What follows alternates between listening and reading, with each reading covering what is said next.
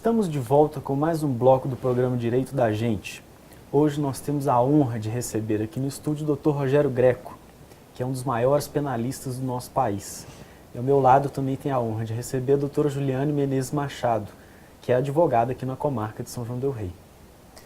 Professor, continuando nessa questão do conceito de crime, né, quando nós falamos de tipicidade, da questão da conduta se amoldar, nós temos algumas controvérsias, né? Alguns magistrados e promotores reconhecem a tipicidade material, outros não. O senhor poderia explicar qual a diferença entre tipicidade formal e material e exemplificar, por gentileza?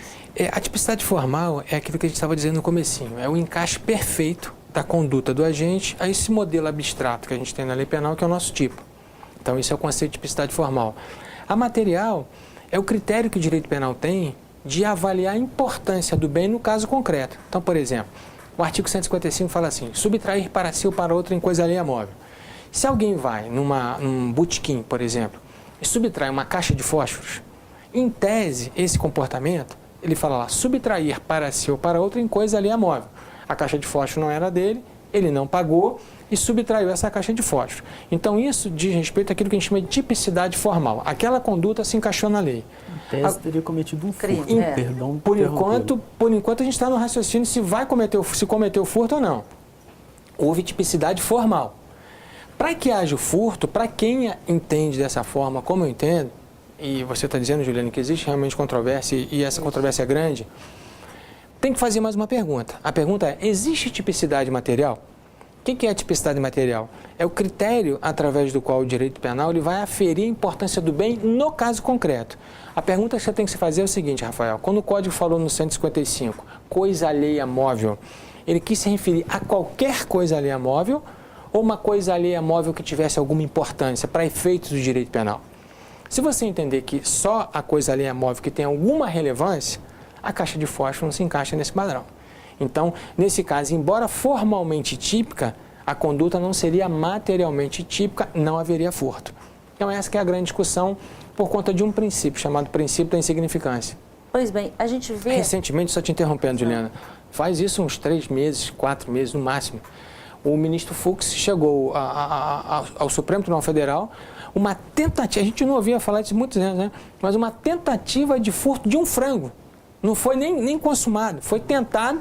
Ia complementar isso agora. Não, foi ao Supremo Tribunal Federal uma tentativa de furto de um frango que custava acho que 5, 10 reais, sabe? Isso. É para isso que o direito penal foi criado. Nesse ponto, né? Muitas dessas ações, né, elas chegam ao Supremo. Né? Furtos de shampoo, isso é absurdo. Frango, como você está falando recentemente. De galinha muito recorrente. Várias vezes. O que a gente pode concluir com isso? Que os juízes de primeiro grau, às vezes, se veem como justiceiros? Eu posso dizer o seguinte, é muito mais fácil você condenar o ladrão de frango do que você colocar o corrupto na cadeia.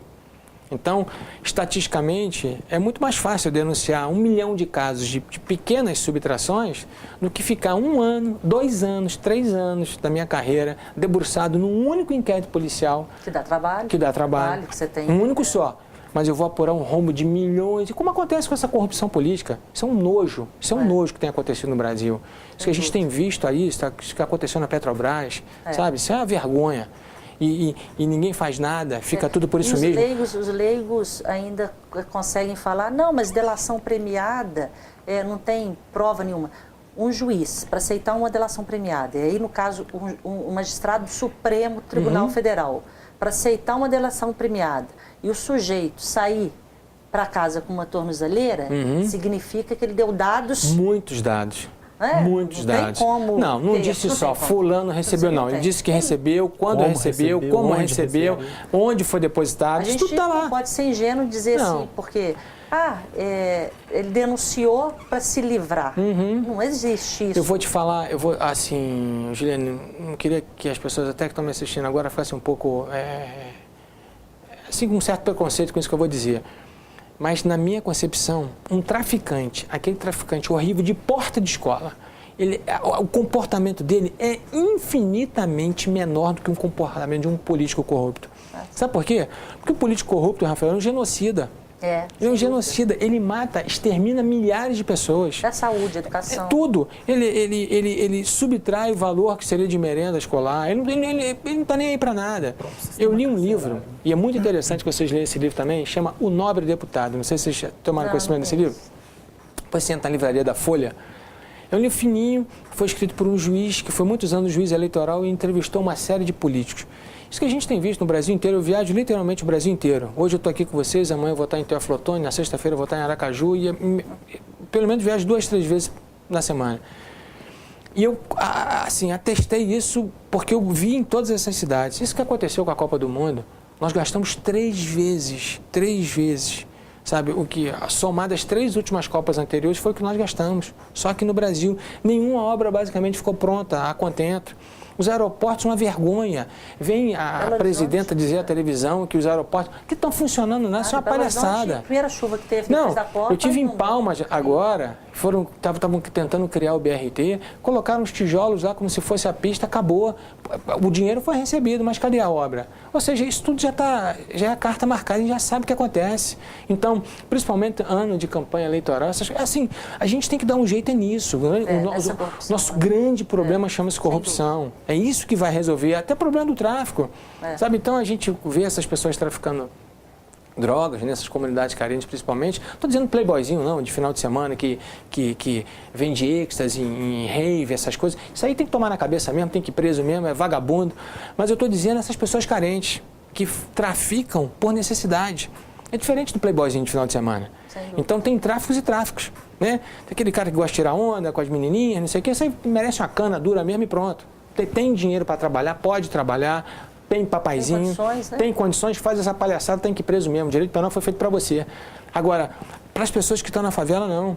É isso que a gente tem que entender. Às vezes o cara está lá, a família dele está passando fome, não estou justificando o tráfico, não é isso.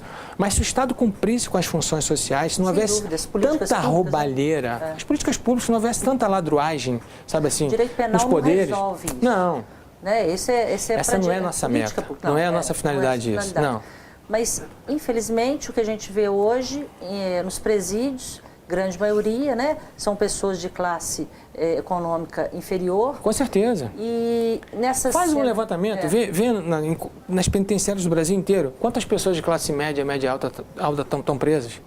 Faz um levantamento. Se for 0,0 alguma coisa, é isso aí. A gente tem um público-alvo, é o pobre, é o miserável, aquele que não tem ninguém por ele. Esse aí vai ficar preso com certeza absoluta.